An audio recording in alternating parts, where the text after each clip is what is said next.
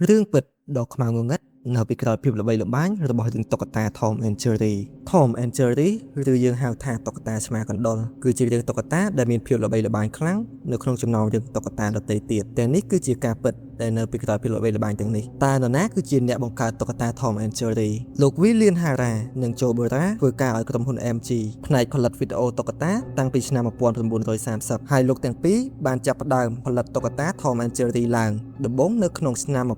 1940លោកទាំងពីរក៏ជាអ្នកបង្កើតវីដេអូតុក្កតាដ៏ល្បីល្បាញជាច្រើនដូចជា Scooby-Doo, The Smurfs និង The Flintstones ជាដើមតួអង្គឆ្មានិងកណ្ដុរនេះមិនមែនមានឈ្មោះដើមដំបូង Tom and Jerry នោះទេ Jasper និង Gin គឺជាឈ្មោះដើមរបស់តុក្កតា Tom and Jerry ដែលគេប្រើនៅភាគដំបូងបង្អស់និងបានចាក់បញ្ចាំងនៅក្នុងរោងកុនក្រោយពេលភាគទី1នេះទទួលបានជោគជ័យផលិតករទាំងពីរក៏ចង់បដូរឈ្មោះរបស់តួអង្គឈ្មោះ Tom and Jerry ត្រូវបានមិត្តភ័ក្តិរួមការងារលោក John Carr គឺជាអ្នកដាក់ឈ្មោះឲ្យដោយយកតាមឈ្មោះស្រាក្រឡុកសម្រាប់ពេលគ្រីស្មាស់នាសម័យនោះតុក្កតា Tom and Jerry ត្រូវបានផលិតដំបូងនៅក្នុងឆ្នាំ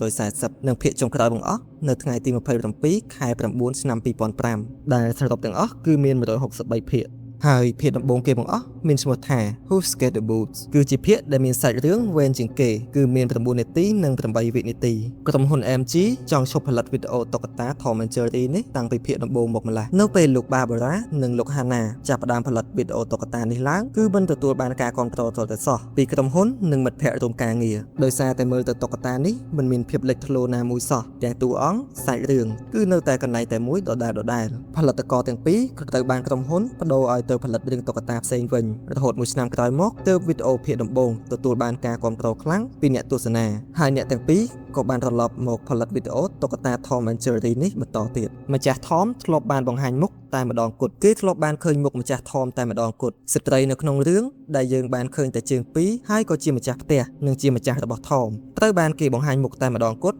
នៅក្នុងភាគ Sunday Evening Post ដែលចាក់បញ្ចាំងនៅថ្ងៃទី14ខែ1ឆ្នាំ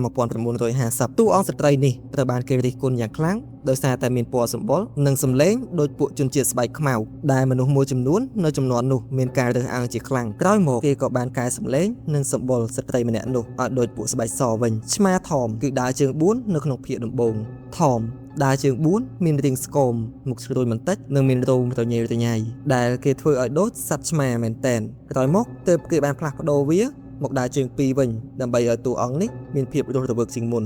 គិតចាប់ពីឆ្នាំ1943ដល់ឆ្នាំ1953 Tom and Jerry ចំនួន7ភាគដែលទទួលបានពានរង្វាន់ Oscar សរុបចំនួន7គ្រឿងដែលឈរនៅលំដាប់ថ្នាក់លេខ1ស្មើជាមួយនឹងក្រុមហ៊ុន Disney ដែលទទួលបានពានរង្វាន់ច្រើនបំផុតផ្នែកផលិតវីដេអូជីវចលខ្លីៗនិងមាន6ភាគផ្សេងទៀតដែលបានឡើងដល់វគ្គផ្ដាច់ព្រាត់តែមិនបានទទួលជោគជ័យនោះទេ Tom and Jerry ធ្លាប់ចង់សម្លាប់ខ្លួននៅក្នុងវគ្គ Blue Cat Blue ដែលចេញផ្សាយនៅក្នុងឆ្នាំ1956 Tom and Jerry ចង់សម្លាប់ខ្លួននៅលើផ្លូវរថភ្លើងព្រោះតែវិបត្តិស្នេហា Tom and Jerry ត្រូវបានចាក់ផ្សាយនៅក្នុងកម្មវិធីជាច្រើនប្រភេទហើយបានដាក់ឈ្មោះថា The Tom and Jerry Show The Tom and Jerry Comedy Show និង Tom and Jerry Kids ជាដើមTom and Jerry គឺមានអាយុ86ឆ្នាំបើយើងរាប់តាំងពីការចាប់កំណើតដំបូងនៅក្នុងឆ្នាំ1940មកដល់ឆ្នាំ2026នេះតួអង្គទាំងពីរបានក្លាយជាលោកតា Tom និងលោកតា Jerry បាត់ទៅហើយដែលមានអាយុរហូតដល់86ឆ្នាំ